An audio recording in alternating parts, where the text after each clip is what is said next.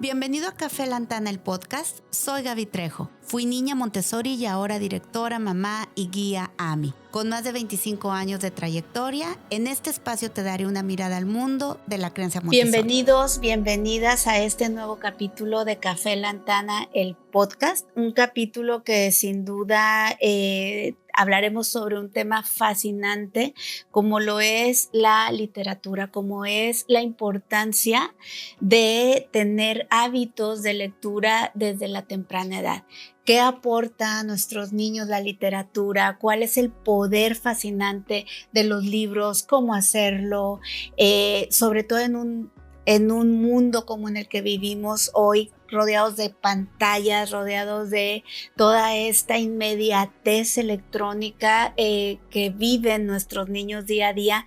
¿Cómo encontrar ese amor y esa fascinación en la lectura, en algo que puede ser hasta cierto punto un poco fuera de moda, por decirlo así?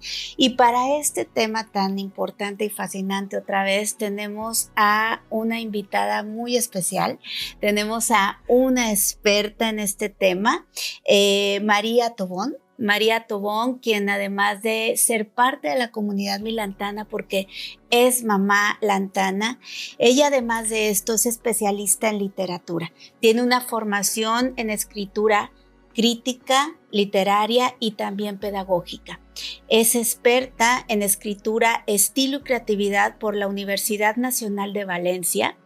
Ella fue certificada como crítica literaria por Penguin Random, también Penguin Random House, sí, la editorial, y actualmente cursa un posgrado de literatura infantil y juvenil en la Escuela de Escritores de Madrid.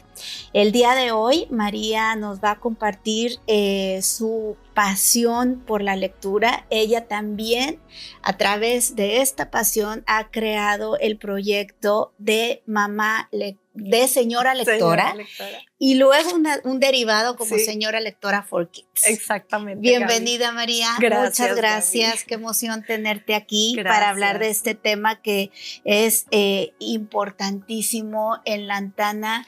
Es parte fundamental, es uno de los pilares fundamentales el poder apoyar a los niños a que desarrollen este amor a la literatura desde muy pequeñitos. Inclusive en taller nosotros los niños utilizan los libros como un medio de investigación antes que la computadora. Entonces, para mí este tema es importantísimo. Muchas gracias por acompañarnos. Gracias, Gaby. No, muchas gracias. Yo encantada de estar aquí compartiendo este espacio y muchas gracias por la invitación. María, platícanos por favor, ¿por qué es fundamental empezar desde el inicio de la vida? ¿Por qué para ti lo ves de una manera, la infancia, ves esta etapa importante en el tema? Me encanta esta pregunta, Gaby. Yo antes contestaba esta pregunta de una manera muy científica, diciendo de todas las maravillas neurológicas que pasan en el cerebro de los niños mientras se les lee o mientras ellos leen. Y a lo largo de mi investigación he decidido abordar esta respuesta desde un lado que tiene que ver con el desarrollo, pero desde una resistencia cultural, y es el contexto en el que nuestros niños y niñas están creciendo. Entonces, ¿por qué es importante fomentar la lectura desde la infancia? Porque a lo largo de mi investigación he encontrado que hay rupturas naturales a lo largo de la infancia y a lo largo de la vida que suceden, son inevitables, que hacen que nosotros como seres humanos, niños, nos alejemos un poco de la literatura. Entonces, empezar desde la infancia lo que hace es que nos da raíces profundas para tener bases y que los niños tengan, cuando atraviesen estas rupturas, tengan un lugar a donde regresar y un lugar que se sintió cálido, que se sintió con amor, un lugar al que quieran. que la literatura sea y se siembre como esta amistad a la que siempre vas a poder regresar y siempre vas a tener la puerta abierta. Yo recuerdo mucho que en una conferencia una mamá me preguntó, es una de las preguntas más honestas que yo he tenido, me pregunta: María, pero si mi hija no se va a acordar de estos primeros libros que yo le leía, si ella no se va a acordar a lo mejor y de la historia, es un esfuerzo como padres leerles e investigar y demás, ¿por qué no empezar después? O sea, ¿cuál es esta como urgencia, entre comillas, de empezar desde antes? ¿De qué sirve todo esto? Y la realidad es que nuestros hijos e hijas, algunos sí, probablemente, pero probablemente no se van a acordar exactamente de esa portada o de ese cuento, pero lo que sí van a recordar, Gaby, es cómo se sentían cuando tú les leías. Claro. Cómo se sentían, cómo era ese vínculo, ese espacio de la lectura. Y esto, hablando ya de neurodesarrollo, la lectura en la primera infancia no queda grabada en la memoria literal, pero queda grabada en el cuerpo emocional. ¿Qué quiere decir esto? Que tu memoria implícita lo va a almacenar y es muy probable que dure a lo largo de la vida y ayude a los niños a atravesar todas estas etapas. Y en un futuro, o bueno, no tan futuro, porque hoy en día los niños desde muy pequeños están expuestos a pantallas, incluso redes sociales y demás, van a tener esas raíces para tener a qué regresar. Y esta resistencia cultural, que de hecho por esto nace el proyecto de Señora Lectora, es de lo más importante en el contexto en el que estamos criando niños, de por qué leer desde la infancia. Ay, María, qué lindo. O sea, ahorita que hablabas de este lugar al regresar, o sea, definitivamente la lectura en los niños tiene una connotación a nivel neurológico, como lo has mencionado, a nivel intelectual, a nivel cognitivo, pero el aspecto emocional, qué importante es el poder compartir ese momento contigo mamá, contigo papá desde la infancia, y luego este vínculo que tú hablas de regresar, pues definitivamente es ese también. Yo lo veo desde el punto de regresar conmigo. Exactamente. Porque como la lectura te ayuda a adentrarte en esta relación contigo misma y en este espacio recogedor donde vuelvo como a abrazarme a mí y estos momentos de intimidad, qué lindo, o sea, qué bonito, nunca me había planteado desde esa manera hacia la relación del individuo con el mismo individuo. Exactamente, ¿no? Y esa es justo la misión de Señora Lectora. Sí. Nace de una pregunta incómoda y a mí me encanta hablar de estas cosas, ¿no? Sí. De todo lo disruptivo y de lo que no estamos hablando vamos a abordar estas conversaciones tan necesarias. Y esta verdad de la que te hablo es que como generación crecimos alejados de la literatura y teniéndola en un concepto de que la literatura es aburrida, de que es solo para un selecto grupo de intelectuales que hablan con palabras rimbombosas, poéticas, difícil académico, y justamente el proyecto de Señora Lectora nace para desmentir esta creencia, bajar la literatura del pedestal, sentarla sobre nuestra mesa y mirarla de frente y decirle bienvenida, o sea, ¿qué hacemos con esto? O sea, ¿cómo hacemos para encontrar yo un gusto dentro de tantas opciones que existen? Y justamente la pregunta de Señora Lectora es ¿cómo vamos a preservar lo humano? Sí. Porque leer, verdaderamente leer, es de los pocos recursos que nos quedan que nos recuerdan que somos humanos. No usuarios, no algoritmos, no clientes, humanos, con voz, con emociones, con alma.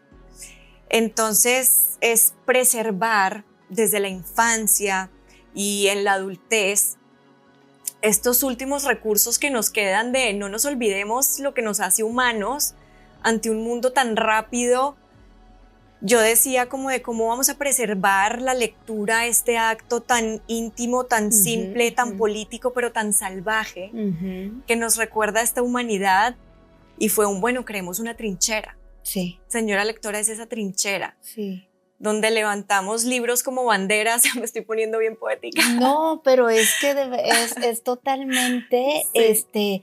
Palpable. Tú lo pones de esta manera y es también, yo pienso en un niño pequeño, yo pienso en un niño de casa de los niños, de los 3 a los 6 años, Sí. en donde cuando está pasando algo en el ambiente, no hay mejor manera de llevarlos a ellos a través de las historias, por ejemplo, ¿no?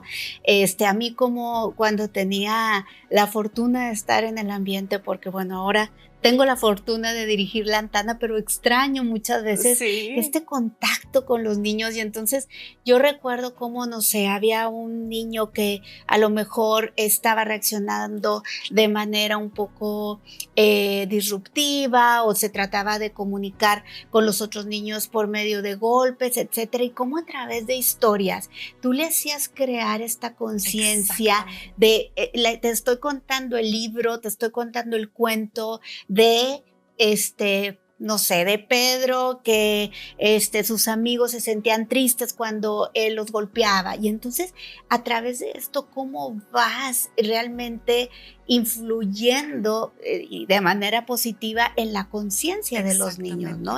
Me hace recordar muchísimo el libro que habla, se titula algo así como La hermana mayor, y lo recomiendo muchísimo para las familias que va a llegar un hermanito, que va a llegar una hermanita, y a través de historias pues ponemos sentimientos, emociones que muchas veces los niños ni siquiera son conscientes de sentirlas, ¿verdad? Exactamente, sí, y eso es lo maravilloso, que los libros son puertas a muchos lugares muy útiles para la infancia, y para nosotros como padres, cuidadores, escuela, es una herramienta muy poderosa, es una herramienta que hay que ejercitar y que hay que tener desde la infancia temprana, para que realmente el legado lector, porque así lo hemos llamado, el legado lector que le dejamos a nuestros hijos, hijas, hay que construirlo. O sea, no se da solo. En la primera infancia absorbente inconsciente se da solo, pero después necesita una guía. Sí. María, y ahorita justo era lo que quería preguntarte. Hablabas sobre esta mente inconsciente. En Montessori nosotros tenemos el término de mente absorbente, y tenemos esta mente inconsciente como de los 0 a los 3, en donde influyes enormemente, pero de una manera, digamos, a través del ambiente. No puedes influir tú, el adulto, directamente hacia el niño, porque estamos precisamente en esta mente inconsciente que no se va a acordar, y luego ya la mente consciente que empieza a partir de los 3 años. ¿Es así? Es más o menos de la misma edad en la que tú hablas de que hay historias que a lo mejor no las recuerden, pero recuerdan el momento, el contexto. Sí. Y como la unión con mamá o con papá, ¿no? Es exactamente eso. Sí. En la metodología de Señora Lectora for Kids, justamente yo digo que agarramos lo mejor de 3 mundos. Sí. 1 es la neurociencia, desarrollo neurológico infantil. 2 es el maravilloso método Montessori, por supuesto. Y 3 son bases de escritura creativa en literatura infantil y juvenil. Entonces, en realidad, la investigación la he dividido con los mismos periodos de edades de Montessori. Entonces, cuando hablamos de toda esta primera infancia inconsciente, hablamos de los 0 a los 3 años. Esta es la etapa fundamental también para empezar la lectura. Por supuesto, hay diferentes maneras de hacerlo, en donde probablemente ellos no se acuerden de una narración explícita, pero se va a reflejar en el vínculo, en cómo se relacionan con el mundo y cómo se van a relacionar con la literatura en las etapas siguientes. Porque la consecuencia, el impacto lector, el impacto del legado lector en cada etapa es una herencia en la siguiente etapa y es una herencia en la siguiente etapa, pero probablemente si hubo etapas que no tuvieron esa herencia, si te esforzaste muchísimo con la literatura infantil de los 0 a los 3 y luego hubo un periodo de ausencia, está comprobado y no podemos esperar que a los 18 este cuerpo emocional tenga la suficiente fuerza para sostener un vínculo fuerte con la literatura. Wow. Por eso cada etapa nos exige un approach, un acercamiento diferente hacia la lectura para seguir creciendo estas raíces del vínculo lector y tener mayor probabilidad de éxito, porque por supuesto que no es una garantía, estamos hablando de seres humanos, universos, mundos únicos, pero a pesar de que no es una garantía, es una luz y estamos sembrando. Y aquí muchas mamás y papás lo que me dicen es: qué ansia que no veo los frutos ahorita. O sea, voy a tener, tú me estás diciendo que a pesar de todo lo que tengo que hacer como papá, ahora la literatura es como un trabajo extra en mi mente y en mi vida para garantizar la mayor probabilidad de éxito de un vínculo lector. Y es como, o sea, sí, lo siento, claro. Somos padres, madres, cuidadores y no es fácil, Claro. pero ¿qué preferimos? Tenemos un súper reto en el mundo en el que vivimos y vamos a ser parte de esta resistencia cultural. Vamos a decidir informarnos, vamos a decidir qué hacer al respecto, o vamos a dejar que fluyan y los niños por sí solos empiecen a buscar otras fuentes de narrativa, como lo son los videojuegos, las redes sociales, que pues el tipo de dopamina que nos ofrecen está programada para ser adictiva, para ser rápida. Sí, totalmente. Y me imagino que estos son los grandes retos que el niño puede ir encontrando en su historia con la literatura, en su historia con la lectura. Porque esa era mi siguiente pregunta, María. ¿Cuáles son esas como retos que puede encontrar un niño para no adoptarlo como parte de su vida? ¿Cuáles creerías tú que son como esas vivencias que puede tener que lo alejen del camino? Hay muchas, y yo las divido en dos categorías. Las primeras es todo lo que es la reorganización interna de la maduración cerebral.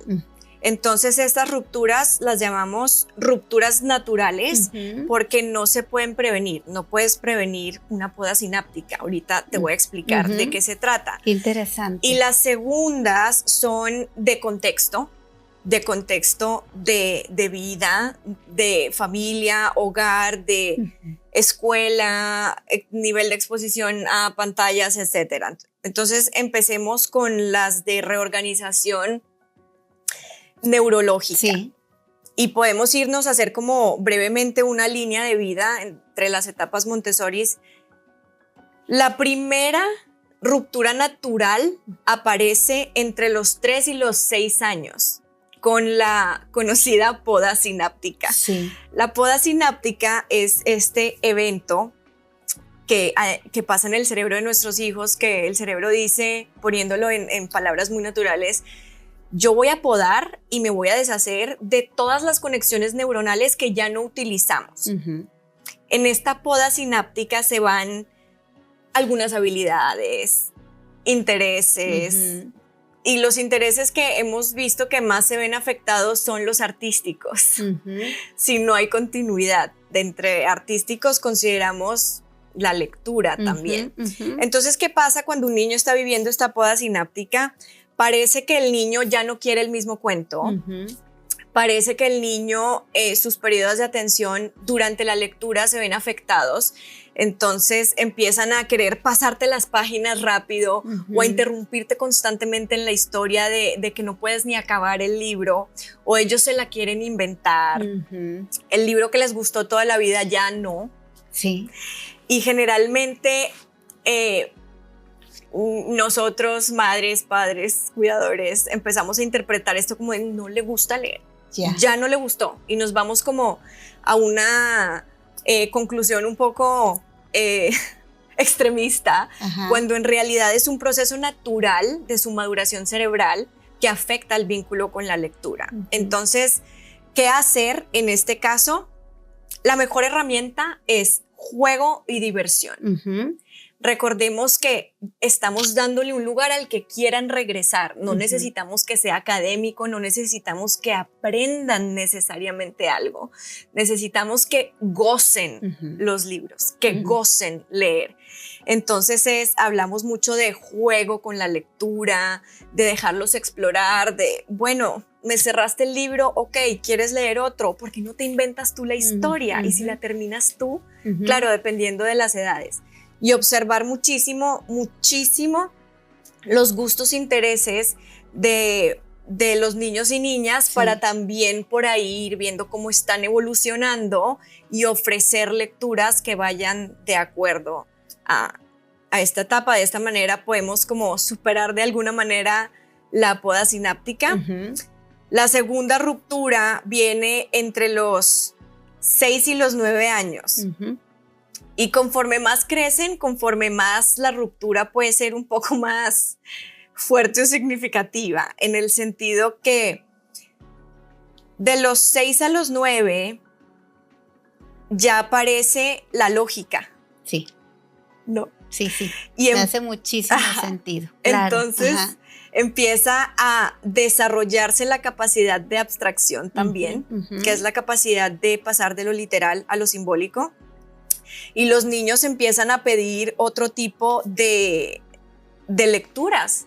La magia ya no va a ser suficiente. Ellos ya empiezan a cuestionar mucho más y a dudar mucho más. Y ojo, en esta etapa los niños crean mucha resistencia psicológica ante lecturas que les quieren enseñar algo explícitamente. Los emocionarios, los Lolita tiene modales, no sé, me estoy inventando títulos. Claro, sí. Empiezan a desarrollar como cierto rechazo psicológico ante lo impuesto, el aprendizaje. Y aquí algo que funciona muy bien es, o sea, hablar de géneros puente. Géneros puente porque son niños entre los 6 y los 9 que ya están haciendo una transición de cuentos que la mayoría en porcentaje era ilustración, frases muy sencillas y cortas, a cuentos en donde, claro que todavía hay ilustración, pero ya hablamos más de párrafos, de una narración un poco más compleja. Dependiendo de niños también ya encontramos incluso hasta capítulos, libros más extensos. Entonces es acompañarlos a esta migración de su necesidad interna, porque muchos niños, familias con las que he trabajado, dije, María, es que está diciendo que los libros son para bebés. Y es como, claro, o sea, libro mágico, ya cuando hay lógica de por medio y simbolismo, no va a ser suficiente reto para que quiera continuar leyendo. Claro. Entonces estas son estrategias que podemos utilizar. Los géneros puentes, los repito, pueden ser misterio, humor absurdo, preguntas existenciales sencillas que los pueden atrapar. Y otra ruptura natural que viene ya de los 9 a los 12 es todo el pensamiento abstracto emergente.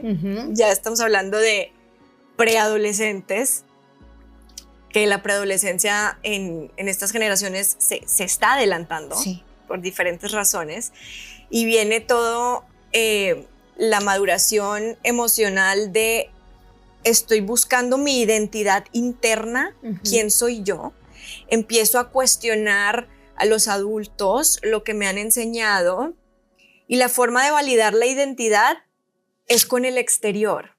Mira qué bonito y qué delicado a la misma vez, ¿no? Y salen otras formas narrativas, como ya lo comenté, como videojuegos, series, redes sociales, que empiezan ya a competir directamente con la lectura.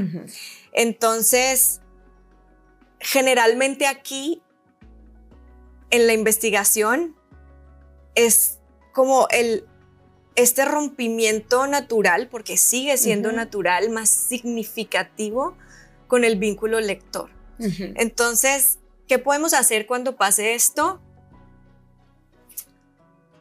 Adaptarnos al desarrollo cerebral. Entonces, libertad de lecturas. Como ya ellos empiezan a tener lecturas en la escuela que se vuelven más académicas y aquí empieza esta percepción de la literatura como academia y demás, en casa que siga existiendo esta libertad de géneros, libertad de leer no necesariamente lo complejo, leer lo que les hace reír, leer situaciones o personajes con las que se puedan identificar. Por supuesto que es muy importante incluso en todas las etapas estar presentes y leer lo que ellos leen. Claro. Hoy en día nos hemos topado con muchas sorpresas delicadas, claro, que no te esperas en cierto tipo de libros. Hay que estar siempre presentes. Sí. Pero dejar esta libertad y entender también que ellos están en la literatura aprendiendo en mucho ensayo y error, los preadolescentes y los adolescentes. Entonces vamos a ver muchos libros no terminados y eso está bien, está perfecto. Está tratando de encontrar también su identidad lectora.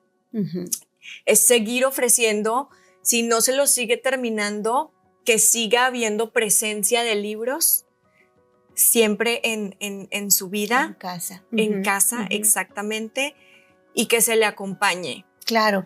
María, me haces pensar otra vez en este concepto que yo siempre les comento mucho a los papás. Creo que el amor siempre tiene que ir acompañado del conocimiento. Ay, exactamente. Y porque a veces, pues podemos cometer como papás grandes errores en nombre del amor, ¿no? Y esto que tú dices de conocer las etapas, otra vez nos vamos a estas etapas tan marcadas que tenemos como seres humanos, con diferentes intereses en cada etapa, con diferentes características, como hablaba la doctora Montessori, como ahorita tú lo estás adaptando a la literatura y decir, claro, a ver, al preadolescente, ¿qué le va a interesar? O a este niño de 6 años en donde su mente es razonadora, donde ya hay este elemento de moral, de justicia, ¿por qué historias nos vamos? Qué importante, otra vez, conocer a mi hijo y conocer o a mi hija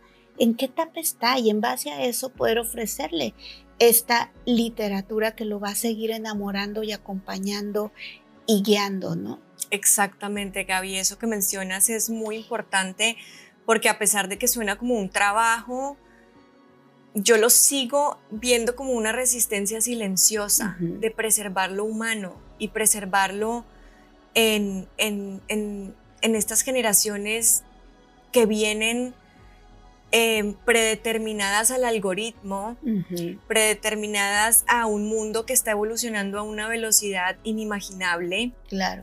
Y esto que estamos viendo nosotros ahorita, yo creo que no alcanzamos ni a dimensionar lo que puede pasar, y no es con la intención de mandar un mensaje alarmista, al contrario, es como pensar estamos a tiempo y hay una herramienta muy poderosa que es la lectura, que podemos preservar, y es como pongámonos todos detrás de esta trinchera, a no dejarnos perder en el camino. Claro, pienso en la inteligencia artificial, por ejemplo, pienso en la rapidez con que ahorita te puede esta herramienta armar un texto, hasta le puedes compartir emociones y sentimientos y armarte un texto de cómo te sientes tú y plasmarlo. Imagínate que hasta cierto punto qué peligroso también es esto, ¿no? Cómo podemos ir perdiendo hasta sensibilidad, hasta capacidad de expresarnos, etcétera. Sí, María, qué importante y qué fascinante este tema. Y ahorita hablabas, María, de que había dos elementos. Uno era en cuanto a los retos que el niño podía encontrar en la literatura. Uno era estas podas neuronales, estas muy características de la edad, y otra, hablabas de los contextos, o sea, del contexto a nivel ambiente, ¿no? O sea, y puedo imaginar por dónde va, pero me gustaría escucharte. Ok. Aquí yo creo que la pregunta sería, ¿cómo acompañar la lectura, que es algo profundo, que es dopamina lenta, cuando lo superficial está diseñado para ser adictivo. Sí. Y aquí es como, si lo vemos como una competencia, salimos perdiendo. Sí. Porque la literatura no va a competir en igualdad de condiciones. Y quiero explicarme un poquito mejor aquí. Tenemos por un lado pantallas, colores, estimulación, scroll, algoritmos que te convierten en algoritmo, te predicen y te dan justamente lo que tu cerebro no va a poder parar. Sí. Entonces es dopamina rápida, gratificación instantánea. Y por el otro lado tenemos los libros que sí dan dopamina, es una dopamina lenta, es una dopamina que no llega de forma instantánea, no llega por exposición, llega por calidad. Sí. Entonces, ¿cuál es el reto aquí? Yo lo veo como no es una competencia, sino es más bien abrir espacio para que también exista la dopamina lenta en la vida de los niños y niñas. ¿Sí me explico? Sí. Es como no podemos pelearnos con lo que ya existe y va a seguir evolucionando, pero sí podemos abrirle un espacio a la lectura para que los niños se acostumbren a este tipo de dopamina, a este tipo de gratificación más lenta que se queda por más tiempo, que es más humano, más profundo. Entonces, con este tipo de reto cultural y de contexto, ¿qué hacemos? Porque, o sea, si lo ponemos en una balanza, estamos en desigualdad de condiciones. Yo lo veo con 3 categorías: entorno, experiencia y vínculo. Entorno, experiencia y vínculo. Vamos a verla una por una. El entorno es que un libro necesita visibilidad, presencia y acceso. Estas 3 cosas necesita. Vale más un libro al alcance que una biblioteca que no se puede ver. Entonces, ¿qué hacemos en nuestro espacio físico? Bajemos los libros al nivel de los juguetes. Pon libros en tu mesa del comedor, en la cocina, en una charolita. Llévate un cestito de libros en el carro. Pon libros en el cuarto de los niños, en la sala. Llena tu casa. Y no significa de cantidad. O sea, significa de escoger también con calidad. Ahora podemos también profundizar en eso, pero para que exista, para que se vean, para que haya presencia. Si los libros solamente están en un rincón de lectura, estamos todavía como apoyando la idea de la lectura es en un rincón. Saquemos la lectura de ese rincón. A ver, si ya tienes el rincón de lectura, déjalo, no se trata de quitarlo, pero expande también el concepto, porque los niños en esta mente absorbente, incluso los preadolescentes y adolescentes, lo físico se convierte en una narración también. Claro. Entonces, ¿a qué me refiero que lo físico se convierte en una relación? Si nosotros crecimos viendo a nuestros papás frente a una laptop, frente a un celular, con el iPad al lado, esto también es una forma de lenguaje. Nos habla. Totalmente. ¿Qué pasa si los libros los empezamos a ver por toda la casa? Si tienes tu celular y al lado hay un libro, lo leas o no, pero ahí está, físico, presente. Entonces, esto cuando hablamos de entorno. Luego, cuando hablamos de experiencia, es recordar que más que forzar lo académico, la literatura no se forza, se inspira. Entonces, es construir este lugar en la mente y el corazón de nuestros hijos al que ellos siempre quieran regresar. Y volvemos al mismo concepto, como esta amistad que siempre está ahí esperándote. ¿Cómo construimos esto? Con vínculo, estando presentes. Porque en una estadística que estamos sacando, hemos entrevistado a adultos y es como de, a ver, ¿cómo recuerdas tú en tu primera infancia, lo que te llegue a tu memoria, cómo se sentía la lectura? Y todos siempre sacaban una persona de por medio, esa abuelita que te leía en voz alta o que se inventaba y te contaba historias. Literatura no es solamente el libro físico, las historias contadas son literatura. Esta mamá o papá que te contaba historias y que era parte de una cultura, se recuerda con mucho cariño. Después, cuando pasamos de 3 a 6 años, estas memorias ya se vuelven más solitarias. Entonces, para crear un vínculo es que la lectura siempre tenga eco. Así lo puse yo, como muy poético, y es como eco. ¿Quién va a ser este eco cuando tú lees? Esta persona que te pregunta y te dice, ¿te gustó? ¿No te gustó? ¿Qué opinaste de este personaje? ¿O qué te pareció? ¿Quieres explorar una lectura igual o algo diferente? Recordar personajes así, ¿no? Entonces, que cuando la lectura pase a ser en nuestros niños algo solitario porque ya aprendieron a leer, siga habiendo un vínculo de la manera que tú puedas, porque también los niños y niñas son muy diferentes, ¿no? Y luego tenemos la parte de justamente vínculo, y es esto que acabo de comentar. Sí, claro. ¿Y cómo esto tiene que ver con un todo, María? Porque ahorita hablábamos de toda esta dopamina que los niños que producen a través de todas las pantallas, que están expuestos, y cada vez, por ejemplo, la tolerancia a la frustración es mucho menos, Total. en todos los sentidos, hasta en que se puedan sentar a escuchar un libro, a seguir una historia, ya no les da, o sea, cada vez más vemos a niños con problemas de atención en los colegios, los vemos con problemas de no poderse concentrar, etcétera, pero tiene que ver con un todo, con todo su entorno, o sea, como que existan los libros en casa, pero que también se reduzcan la exposición a las pantallas, que también tú como papá, como mamá, dejes el teléfono y realmente estés compartiendo con tu hijo, con tu hija, a través del libro o a través de una plática o a través de una cena, que no existan los dispositivos cuando estás cenando, etcétera. Cuántas cosas que pareciera que tenemos que ir luchando un poquito contra corriente, pero que a la vez cada vez más se están dando cuenta que tenemos que volver a las bases. Sí, volver a cierta antigüedad que es eterna, pero sí podemos acabar con ella. Y aquí muchas veces también hablamos de...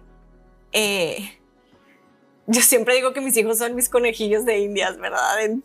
En toda la metodología, pero volvemos a... ¿Hace cuánto no escuchas una narración que empiece con había una vez en un pueblo lejano? Sí. Uy. Sí. Hace mucho. Colorín colorado, este cuento se ha acabado. Sí, claro. Se está perdiendo y probablemente se va a perder. Y sí, muchas veces me han dicho como de, ay María, pues sí, o sea, es que evoluciona, o sea, hoy en día son diferentes. Claro, pero ¿hasta qué punto no nos estamos dando cuenta de cosas que hemos perdido y que las hemos olvidado? Claro. Y más allá de la había una vez, se trata también de cómo se ha perdido la calidad literaria en la industria del libro infantil, en donde hoy en día ya no se trata de ir y comprar libros, porque el hecho de que los libros infantiles y juveniles estén en una librería no es una garantía de calidad, como probablemente hace unos 50 años sí lo era, ¿no? Entonces es como...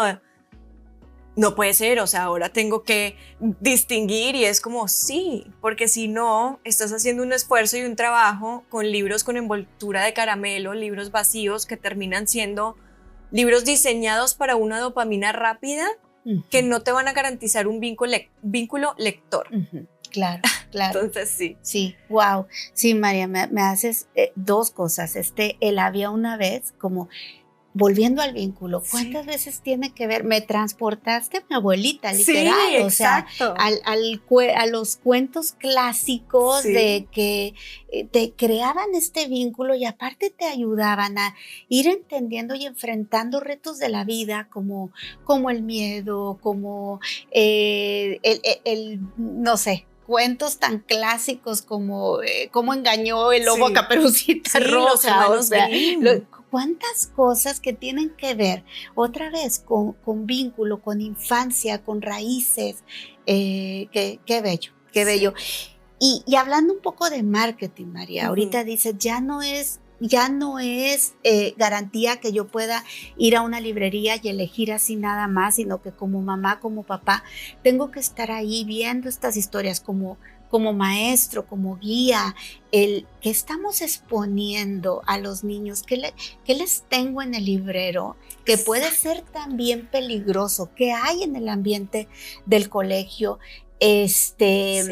No sé, me haces pensar, no te preocupes, me haces pensar, inmediatamente se me viene a la mente estos cómics que de primera instancia para mí, hasta en su estética, no son los más favorables para los niños, pero que a los niños les genera un interés enorme. Te estoy hablando de niños de 8 años, de 7 inclusive en adelante, y qué importancia es de ver realmente qué hay en ese contenido, porque podemos decir, es que está encantado o está encantada con la lectura. Me imagino, y seguramente habrá cómics muy buenos y cómics que no lo sean, pero platícanos un poquito de este marketing, de esta, digamos, hasta podríamos decir, pues poca limpieza visual que hay en muchos libros, ¿no? Sí, ok. Bueno, yo la verdad siempre he dicho que es mejor libro en mano a otra cosa, ¿verdad? Pero iPad en mano. iPad en mano, o celular. Sí, exactamente, es mejor libro en mano. Pero aquí sí entra de nosotros como padres, cuidadores de escuelas, informarnos un poco más de qué pasa en el mundo del marketing y editorial infantil. Entonces, una editorial que a mí me fascina de Barcelona, ING Ediciones, la pueden buscar en Instagram o en internet, tiene información increíble de justamente este tema. Ellos publicaron una estadística que decían 1 de cada 10 libros que se imprimen hoy son rentables. 1. Wow. ¿Qué pasa? Se agarra un tema de moda, de caricaturas, personajes que estén de moda, se les agarran una fórmula de una historia que generalmente es una historia que se identifica igual, incluso si cambian los personajes de, no sé, Peppa Pig, Paw Patrol, por poner ejemplos. Se imprimen estos libros y se llenan librerías, editoriales de producción de estos libros. ¿Qué pasa? Como son libros rápidos, estamos hablando, literal, estamos hablando de un fast fashion en libros. El mismo término que usamos como para la ropa, fast fashion, lo estamos usando hoy en día para hablar de libros, ¿no? Entonces, ¿qué pasa si un libro es rentable con los demás 9? Salen de producción y se queman. Cuando digo se queman, no nos imaginemos esta hoguera. Claro, literal. Sí, o sea, se trituran, se recicla y se crean otros libros. Pero ya hubo pérdida económica, entonces constantemente lo que está pasando en el mercado es que ¿cómo sales de una deuda y una pérdida económica? Vuelves y haces la fórmula de yo necesito vender. Entonces el niño se volvió cliente y no lector. ¿Cómo sacamos a un niño de ese concepto de que un niño sea cliente y regresar a que el niño sea lector? Hacer como esta revolución silenciosa de qué voy yo a elegir para mis hijos. Y aquí lo podemos partir en 2. La industria de ilustración, que es la compañía de la narración escrita, y la historia como tal, ¿no? Entonces, si hablamos del marketing infantil en la industria de ilustración, podríamos hacer otro podcast de esto, pero para resumir, si te has dado cuenta, los libros infantiles hoy en día están saturados de colores, muchos colores primarios, pero también con muchos espacios vacíos. Antes teníamos los bosques con la ardillita atrás del árbol y el nidito que no te dabas cuenta en la primera lectura, pero en la segunda y tercera sí, con tonos más pastel. Tenías un hada, pero el hada no tenía un cuerpo de triángulo y tacones de círculo, sino como el hada con alas de insecto, lo más parecido. Claro, las hadas no existen, por supuesto, pero aterrizándolo así existieran, ¿cómo se verían? Sí. Y ves por el otro lado, en el marketing infantil, seres humanos deformes, con cabezas enormes, ojos desproporcionados, brazos palito, animales igual que están deformados. Y eso es lo que vende, porque es lo que llena el ojo. O sea, son libros que gritan desde el estante. Sí. Los buenos libros susurran. Sí. ¿No? Ay, qué lindo este concepto. Claro, sí. Te gritan desde el estante. Sí. Entonces, justamente lo que pasa es que toda esta desproporción visual que encontramos en las ilustraciones de hoy en día se ha tomado como moda, y las modas se siguen. Incluso en los libros. Lo vemos también en libros con adultos, portadas que ya se han vuelto también más coloridas, diferente.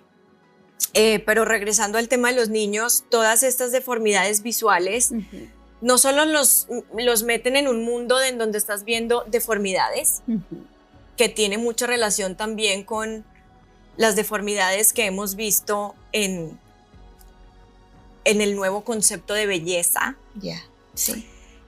Y que se van relacionando y no nos damos cuenta, ¿no? Y por el lado de la historia, cómo influye el marketing infantil, es que son historias vacías, historias explícitas. Las emociones para los niños no deberíamos racionalizarlas. Repito, las emociones para los niños en los libros no deberíamos racionalizarlas. ¿Qué quiere decir esto? Si te sientes triste, se relaciona con el color azul. Así se siente cuando estás triste. Los emocionarios son muy útiles y sí son importantes. Creo que no deberían ser la mayoría de los libros que elegimos. En calidad literaria, cuando hablamos de emociones, es hazlo vivir la emoción. Sí. ¿Cómo le vas a contar la historia para que el niño la viva? La aventura, el miedo, como hasta angustia o tristeza, o que la vivan, porque cuando la viven y tienen esta experiencia, ahí es donde la dopamina entra en la lectura. Claro, ay, qué interesante, sí. Y no se lo condicionas a un color o a... Exacto. Sí. Y que no está mal, o sea, no vayan ahora a sus casas a sacar estos libros, ¿sí me explico?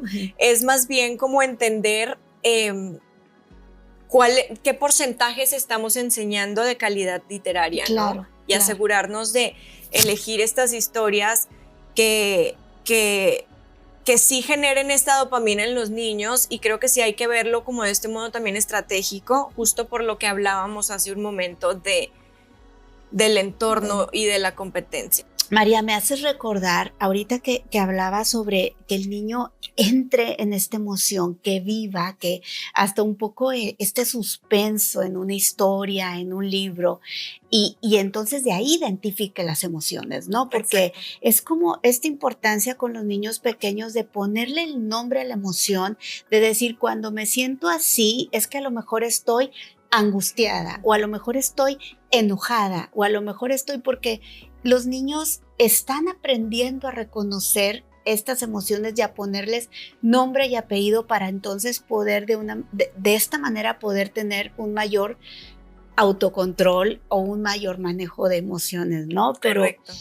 Y me hace acordarme de un personaje que otra vez vuelvo a mis años de guía, cuando estaba en el ambiente y llegó, él era muy famoso en el medio Montessori en aquellos años y era el tío Patotas. Y entonces una de las técnicas que él utilizaba, y los niños lo amaban de verdad. Me acuerdo que yo en ese tiempo trabajaba en un colegio en Chihuahua, y entonces él llegó de la Ciudad de México y fue como el acontecimiento porque íbamos a ver al tío Patotas, y entonces él les contaba un cuento, pero no les mostraba. No les iba mostrando las imágenes como generalmente lo hacemos las mamás, que me imagino, y ahorita ya nos hablarás tú como experta mejor de este tema, que vas mostrando las ilustraciones, ¿no? Generalmente, o muchas guías, lo que hacemos es leemos y entonces, bueno, vamos pasando el libro para que los niños lo vayan relacionando. Él no.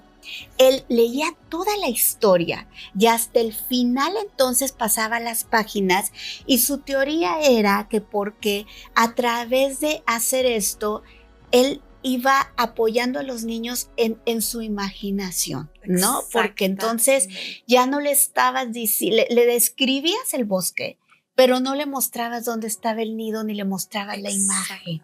Entonces, qué bonito, María. Sí. Qué bonito. Platícame de estas diferentes técnicas, o no sé si esto sea una técnica que podemos utilizar con los niños pequeños, sobre todo, ¿no? Cuando nosotros leemos y ellos todavía no pueden leer por sí mismos. Claro.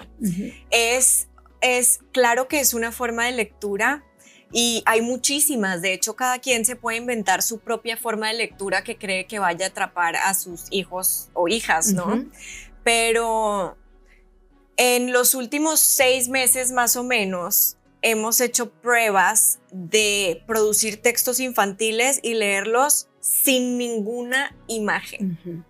Entonces, literal, o sea, se imprime el texto, unos incluso bastante extensos, o sea, texto justificado de párrafos, estamos hablando de unas 5 o 6 páginas, que es bastante, con historias de había una vez, historias diseñadas para explorar emociones, diseñadas para tener aprendizajes implícitos, porque el aprendizaje explícito rompe la magia, aleja. ¿Y qué pasaban con los niños? Entonces, desde un punto de vista de escritura infantil y juvenil, entonces era mucho entrar en la descripción del lugar. Y recuerdo mucho esta historia que después tendré el gusto de algún día publicar o compartir, de un pueblito muy lejano, con casitas y techos de musgo y cortezas de árboles en un bosque, familias que se encargaban de cuidar el bosque y la tierra, y a cada familia le dabas la que movía la tierra, la que cuidaba los animales, como una esencia antigua, narrada, y los niños no parpadearon. Estamos hablando de niños de 4 a 6 años. Sí, claro. No parpadearon. Y habían niños que decían, ¿me puedo acostar? Y cerraban sus ojos para imaginar. Ay, qué lindo. Entonces, vivir esto es como darnos cuenta de cuántas capacidades tienen que hemos subestimado. Claro. Porque en las bases de escritura infantil y juvenil, lo que más aprendemos desde el punto de vista del escritor es respeta a tu lector. Que sea un niño o una niña no significa que es literatura fácil. Claro, claro. Al contrario, tienes un reto enorme. Sí. ¿Cómo le vas a hacer? Sí. Entonces, esto de respeta a tu lector, y hay muchísimos autores editoriales que justamente la base es eso, respetar a mi lector para atraparlo y enamorarlo. Y también con unos grupos de padres que he trabajado este año, de diferentes escuelas, hemos hecho como una especie de mini laboratorio para escritura. Entonces es, a ver, ¿cuáles son los intereses de, no sé, tu hijo? Les voy a poner un ejemplo en específico. Los carros de construcción, que también mi hijo, ¿verdad? Es, ok, entonces una anécdota que haya tenido que le parezca muy chistosa, no, pues pasó esto, y es como escríbele una historia, tú escríbele una historia a tu hijo, y si crees que le guste, ponle el personaje, el nombre de tu hijo. Entonces, no sé, Emilio trabajaba en una obra de construcción, hasta que un día el camión de cemento dejó de girar y bueno, no sé, o sea, ya elaboró la historia. Hasta los padres estaban atacados de risa porque ponían nombre que la abuelita era un personaje y entre bromas internas familiares las ponían. Y finalmente era como María, mi hijo nos suelta esta historia y es una página impresa, no tiene un dibujo. Y fascinados. Claro. Entonces, esto no es para decir que no son necesarias las ilustraciones cuando están adecuadas para cada etapa es arte. Sí. Es arte que acompaña. Sí, claro. Y por supuesto que son muy importantes, pero me encanta lo que tú dices porque abre como este abanico de posibilidades de muchas cosas que podemos hacer y jugar con la lectura, también los audiolibros. Pueden buscar en Spotify a Letu Ruibal. Hay uno que se llama Una nube. Hay otro, el de la hormiguita que vive en una guitarra. Ay, qué lindo. Y tienen, hasta a veces yo los dejo y me quedo escuchando la historia. Sí. Que esto también es una forma de literatura, Por supuesto. Las historias contadas. Por supuesto, y me hiciste acordarme de una de mis entrenadoras Montessori, la doctora Silvia Dobuboy, donde ella nos hablaba sobre este respeto al niño pequeño, intelectualmente hablando. Entonces ella hablaba sobre el niño menor de 3 años. Decía que las conexiones neuronales que estaba haciendo iban a ser en cantidad muchísimo mayor a las que iba a ser ese niño de los 3 años en adelante en su vida. Entonces decía, imagínense, estamos frente a un ser inteligente, brillante, con una mente privilegiada, y ella decía, y lo decía personalizando así, muy molesta, y me encanta acordarme de esto, como defendiendo a los niños, y decía, ¿por qué entonces estos programas de Baby Mozart, de Baby Beethoven? ¿Por qué? Porque creemos que no tienen la capacidad de escuchar la sinfónica de verdad, con toda completa, no solamente digamos un fragmento. Entonces es cierto, o sea, a veces este concepto de son pequeños, son niños, y que no merezcan toda esta, digamos, calidad literaria. Totalmente, María, totalmente de acuerdo, y en imágenes, en absolutamente todo, ¿no? Sí. En contenido de historia, en narración, en todo. Qué bonito. Y realmente no tiene que ser tan complejo de aprender, puede ser muy sencillo, nada más como conocer, como sí elegir calidad literaria, cómo se ve. Creo que sí abordamos como algunos aspectos importantes al respecto, como para nada más, la lectura es un antes, durante y después, fundamental, partirla en estas 3 etapas.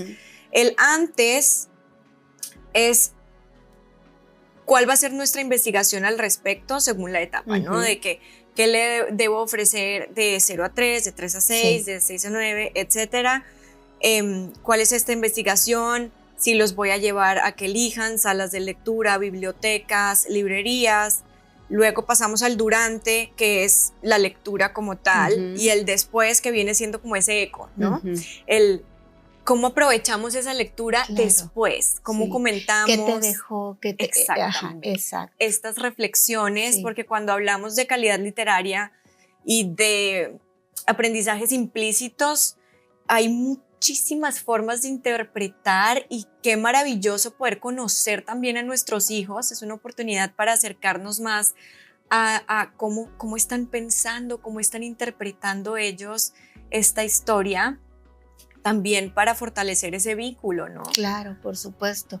Y una vez escuché un concepto que me pareció fascinante, el decir que a través de los libros que lees, hablando de novela a lo mejor, o hablando de más de historias, no tanto libros informativos o descriptivos o de consulta, cómo a veces puede ser todos esos personajes, o sea, cómo tú puedes vivir otras vidas 100%. A través de este libro. Hay un libro buenísimo que ahorita lo acabo de leer y no recuerdo el nombre del autor, pero La Biblioteca de la Medianoche, María. Sí, por supuesto. A lo mejor es una literatura muy, no tan, digamos, clásica, pero no importa. Para mí fue como darme cuenta que sí cómo vivimos a través, cómo me puedo plantear mi vida. Si no hubiera hecho esta decisión y si hubiera tomado esto, hubiera tomado esta otra, y también con mucha enseñanza a nivel espiritual. Sí, exactamente. ¿Verdad? Y justo es eso, o sea, es, como lo decía, bajar la literatura de ese pedestal, leer. No es solo irte a los grandes clásicos de la historia. Claro. Digo, si te gusta, qué maravilloso, ¿verdad? Son maravillosos. Pero leer puede ser cualquier cosa en realidad, que vaya de acuerdo a tus gustos, que haga parte de tu vida, y quitarnos ese ego lector de que si no estoy leyendo nada intelectual o a lo mejor y no me está gustando, entonces no soy de leer, cuando hay 1,000,000 de otros géneros, thrillers, romances, que pueden tenerte al filo de la silla, como tú dices, viviendo mundos muy diferentes y transportándote y divirtiéndote. Qué fascinante. Exacto. Y volviendo a nuestros hijos como mamá también, como él me permite a través de historias, a lo mejor si está pasando por cierta etapa de su vida y entonces a lo mejor con este personaje por ahí te ayudo emocionalmente o por ahí te puedo, no sé, apoyar en tu desarrollo, Qué lindo, María, y podríamos seguir hablando de esto, pero tenemos que ir cerrando el capítulo y ya nada más para terminar, te hago una pregunta que les ayude a los papás que están escuchando este podcast, a los guías, a los maestros, a ese adulto que acompaña a los niños. Supongamos que ahorita, no sé, pensemos en un niño o en una niña de 9 años en donde por alguna razón, por todo este contexto, no tuvo este acompañamiento, no tiene una relación sana con la lectura o no tiene la lectura como hábito de vida. De aquí partimos, María. ¿Cuáles serían como los tips que darías a estos adultos para a esta edad empezar a enamorar a esta niña o a este niño a la lectura? Qué bonita pregunta. Yo creo que nunca es tarde y ahora preguntas de 9 años, pero mi respuesta yo creo que podemos aplicarla a cualquier edad si no hemos sido expuestos de esta manera como hemos hablado de la literatura, y es primero pensar en que el acercamiento va a ser voy a construirle un lugar al que ella quiera regresar y estar. Entonces, volvemos conozco a mi hija, a mi hijo, que puede gustarle, que se sienta padre, que se sienta libre, para que empiece a crear las bases de ese lugar al que quiera regresar. Entonces esto se ve desde un lado de aprovechar el vínculo, de juntas, vamos a librerías, claro que aprovecha como padres, madres, cuidadores, el antes es investigar tantito de, ok, yo sé que estos son sus intereses, qué opciones de libros hay, qué se ofrece más o menos para niños de la edad en la que esté, hacer como este research previo y salir juntas, ir a salas de lectura, ir a librerías, dejarla escoger, darle la libertad de empezar libros y que no se los termine, no pasa nada. Y vuelve y te la llevas y vuelve a que escoja, que se sienta como algo muy libre. Claro. Ayudan mucho también, por ejemplo, los book clubs para niños, en donde ellos tengan compañeras y compañeros de la misma edad, en donde pueden comentar la lectura y demás. Si de plano esto no es una opción, en casa se puede hacer, o sea, tú como su eco, como lo habíamos hablado, de que el vínculo con la lectura esté cercano, pero tú también estés presente, hasta donde te permita, porque ya a los 9 años también a lo mejor no sé qué tanta cercanía permiten, depende muchísimo, pero aprovechar este vínculo como cercanía para observar mucho qué le está gustando y utilizar los géneros puente. Los géneros puente son maravillosos porque a estas edades una historia sarcástica chistosa, o sea, humor sarcástico, bueno, o sea, si no se atrapan, híjole, ¿verdad? O misterio, o algo más aventuresco. Esto hablando más como de géneros de fantasía. Hay muchos niños que inician lectura. O sea, recuerdo casos de 12 años en adelante que empiezan el amor por la lectura con libros técnicos. O sea, un niño, por ejemplo, que le gustaba mucho el tenis, los géneros puente no fueron lo suyo en ese momento, pero empezó a leer libros de tenis, de los grandes jugadores de tenis de la historia, de reglas del deporte, y por ahí se fue envolviendo y envolviendo. Entonces es como mantener la mente súper abierta, que fluya mucha libertad, que no se sienta imposición, porque también a estas edades ya hay imposición en el buen sentido de las escuelas, desde un lado educativo. Entonces, hacer un approach de 100% diversión. Es como lo que podría decir. Muchas gracias, María. Y creo que, y lo mencionaste al principio, ya nada más para resaltar, también todos los beneficios a nivel neurológico e intelectual, y tú bien lo mencionaste al principio de tu plática, y yo nada más quiero como retomar este concepto que nos damos cuenta desde el lado de colegio, desde la perspectiva del colegio, nos damos cuenta enormemente cuando existe un niño de una familia lectora a cuando no.